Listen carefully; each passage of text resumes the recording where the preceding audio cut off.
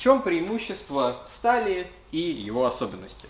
Как я говорил, сама по себе сталь – материал, который подвержен и перегреву, и окалинообразованию, и линейному расширению. Но за счет футировки, которая используется внутри, это может быть либо шамот, либо вермикулит, либо керамика, мы купируем этот минус. Соответственно, нужно обращать внимание на стальных печах, какая используется футировка и как хорошо она уложена.